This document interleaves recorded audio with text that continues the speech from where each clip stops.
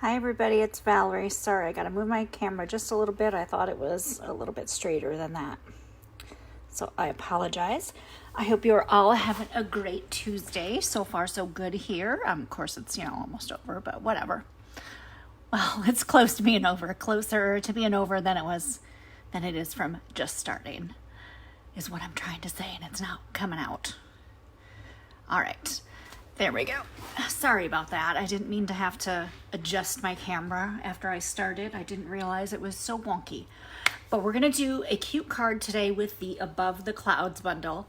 Now this is a card that Stampin' Up! Shared with us demonstrators today. And they were focusing on casing. C-A-S-E is what they call it. Case, copy, and share everything. And they were working on techniques.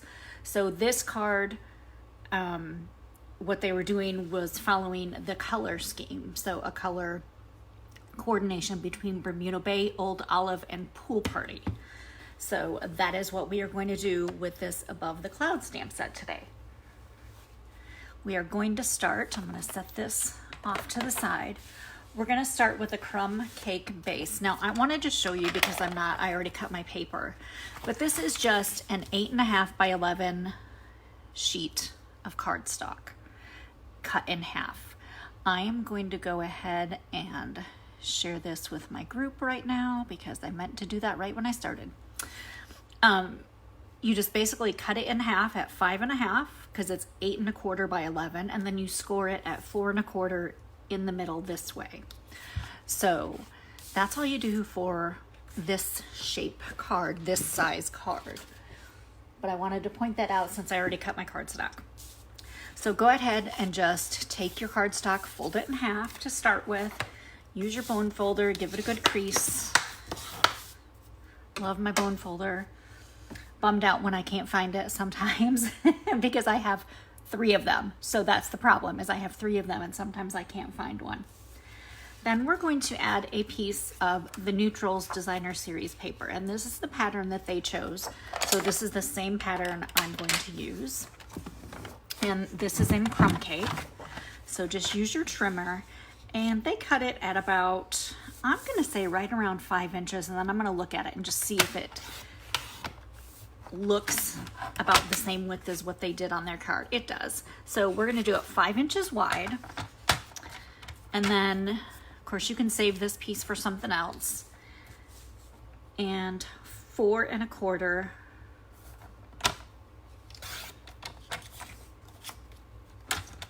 tall. So, because it fit. When I don't have a photo of the card, I should have printed it. Well, I forgot.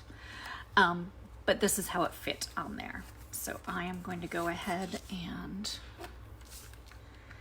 use a little bit of snail adhesive on it. Now you can use your tape runner, you can use Tombow glue, whatever is easiest for you. I prefer using the tape runner.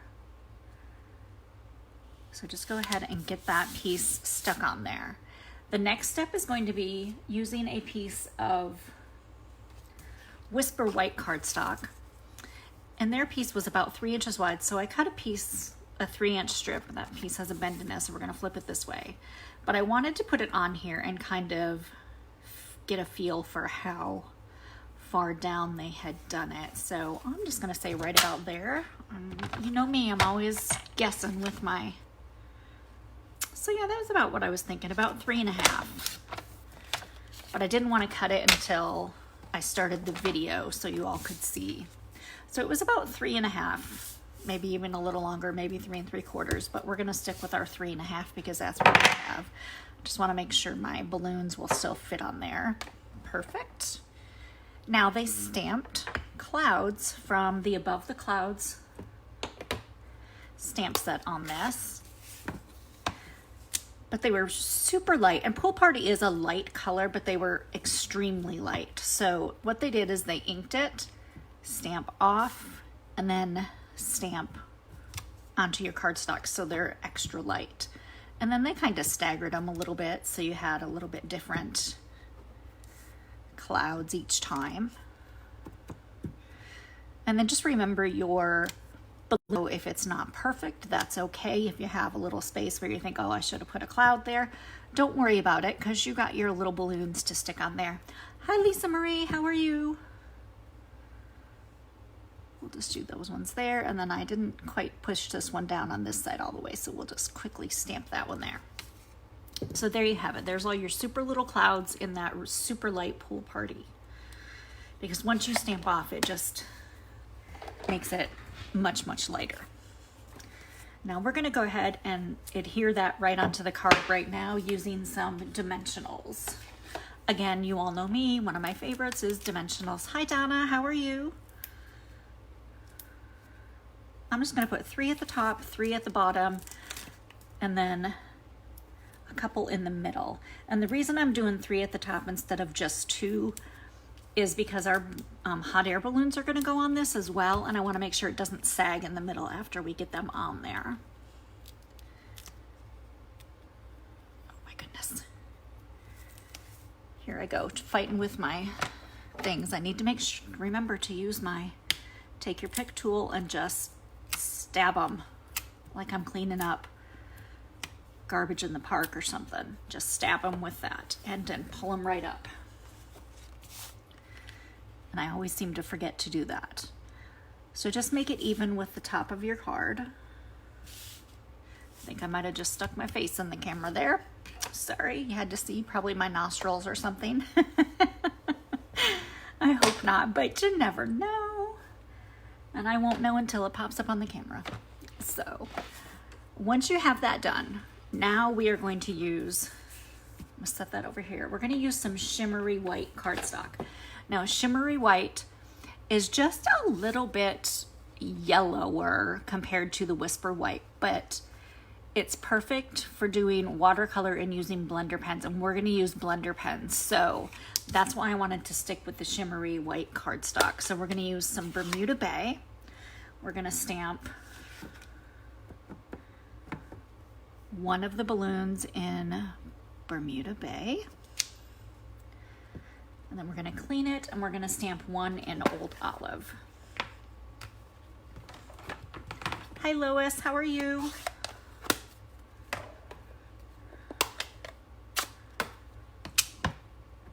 So ink up your Old Olive, stamp that one. And now we're probably gonna have to cut this apart before we punch these out using the punch, but I decided I didn't want to use 2 separate pieces of this to start with. I just wanted to go ahead and start this way. Now what we're gonna do is we're gonna take the watercolor pencils and we're going to just do some shading. This one is Old Olive. And we're gonna kind of make it a little bit darker toward the bottom, a little bit lighter at the top, and kind of just shade in some spots. So it's not gonna be completely colored in. So you're just gonna color parts of it. And then take your Bermuda Bay pencil and do the same. Now these are, I think, watercolor assortment number 1. I think they're numbered in the catalog, 1 and 2. And once you have those colored, then take a blender pen. These are the blender pens and they are filled with a glycerin solution. Just make sure your pen is wet. This is an older one, so this one might not, this one's kind of dried up. So we're gonna get rid of that one and get a new one. And you can see, you can color it on your, but this is going to blend that watercolor pencil together and get rid of your pencil marks. But it's also going to, it's not going to run your ink. Because if we would have used, oh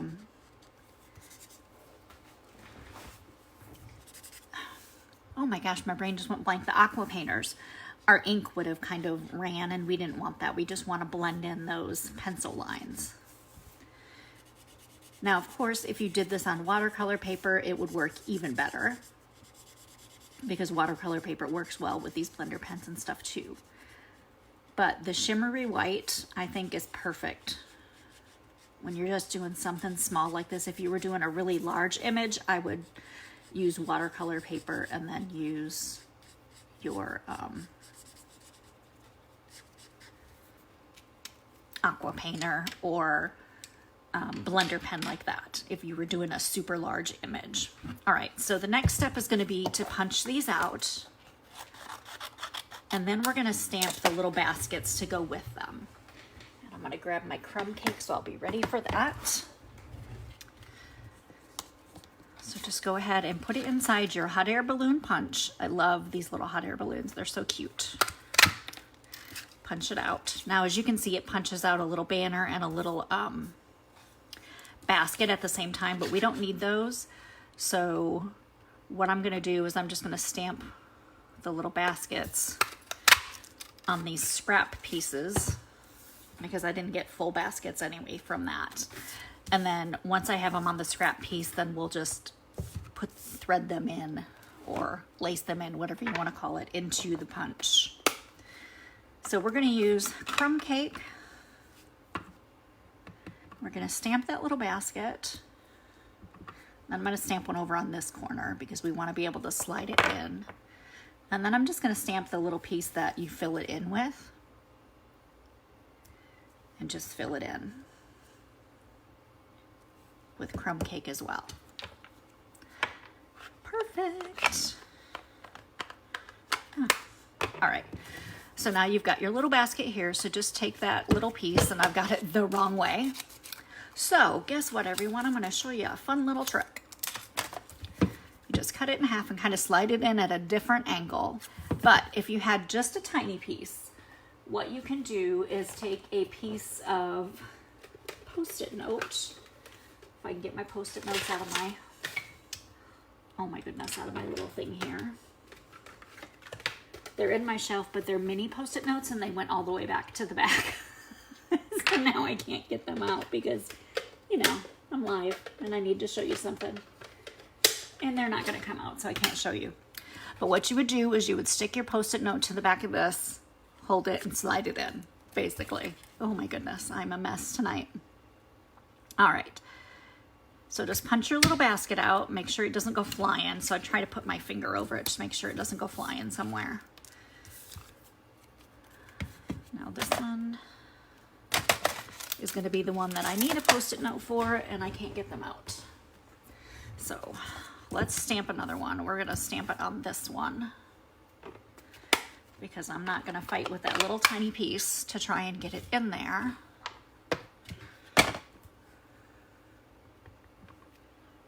So I want to stamp it this direction. Fill it in, and then we can punch it because now I can slide that piece in here. You can't slide it in from this other end because this is the end that goes down and there's not enough room. All right, so once you have those punched, we're just going to add some dimensionals to the back of these. And then on the baskets, because that's what's going to fit on those baskets. Let's find a mini dimensional. These are my leftovers from my April paper pumpkin. And what I like about them is they are just a smidge taller, thicker, whatever you want to say, than the ones that we get regularly. So it's going to look kind of cute because we'll have our little hot air balloons, and then our little baskets will be just a little bit taller or stand out a little bit more.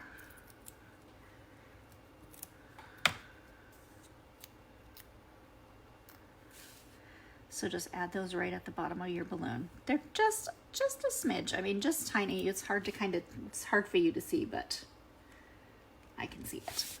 All right. Then we're going to take a piece of Whisper White cardstock and we're going to use some glue dots. Now, it almost looks like when they made this card, it looked kind of like a bow, but it wasn't really a bow. It was almost like just an S shape. So what I'm going to do to make that little S shape is just stick that twine on that glue dot run it back this way, and then run it back the other way. And then when it's underneath the little sentiment, it kind of looks like there was a bow there. So I'm just gonna call this my little S-shaped bow. And they just had it sticking kind of right here. All right, so let's go ahead and do our sentiment. Our sentiment is going to involve some heat embossing, which we all know is fun. So a scrap piece of Bermuda Bay cardstock, run your embossing buddy over it to get that static out. Then do your sentiment, and we are using the sentiment, "You are off to great places." And I'm just gonna kind of put it toward the bottom right edge of this because we're gonna cut that out afterwards. Just get your embossing powder off from it. Cover this up. I'm gonna set this aside and hopefully I don't spill it. Woohoo, I didn't spill it. All right, grab your heat tool and warm it up just for a couple of seconds before you start. And then I like to hold my paper down with something because that way you don't worry about burning your fingers. And then we are going to melt that embossing powder. So I'm gonna go over it once, and then I'm gonna come back over it this way. And I know it's kind of hard for you to see on the camera, but it's such a fun technique. And it really makes a nice little shiny sentiment, which I love. Then we are just going to cut it straight across. Add a couple of dimensionals to the back of it. Not sure if this is quite wide enough for, oh, just barely, but I think I'm going to use some mini dimensionals anyway.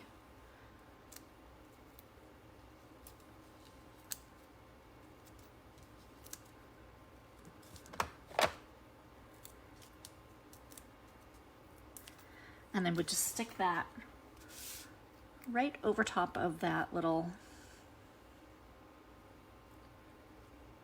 maybe I should have doubled up my dimensionals here. So let me double up my 2 dimensionals on the right hand side because the edge of this is going to stick to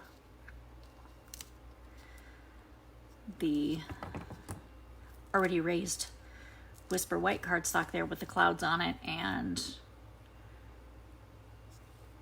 that way it'll all be even. So it's a super puffy card with that extra, but since we already have the balloons that way, it's perfect. All right, then take just a piece of Whisper White. We're gonna grab those clouds again. Going to grab that Pool Party ink again. And we will just stamp off, and then maybe just stamp these on the top. For the inside of the card, go ahead and flip this over. Use your snail or your Tombow, whichever you prefer. Hi Laura, how are you? Thanks for joining. And then once we get this on there, just stick that on the inside of your card. Now you could stamp anything you want on the inside, but I just thought the clouds would look cute since we have clouds on the front. And that's it. That's how you do one of today's Update Tuesday cards. A photo on there that Stampin' Up! Provided that has 3 other cards on there too, and they're just as gorgeous. But I preferred this one, so this is why I made it. I hope you have a great rest of your Tuesday evening. Don't forget to join me tomorrow for One Card Wonder Wednesday. And I wanted to let you all know my May class is going to be a really awesome to-go class. You are probably going to get enough supplies to do, I want to say 10 cards. So, I mean, if you're out of town, you'll have to pay a little bit in shipping just because that's more cards than I normally do for my regular card classes. It's over twice as many. But I hope you will join me anyway. And I will see you tomorrow for One Card Wonder Wednesday. I live and love to inspire you. Bye.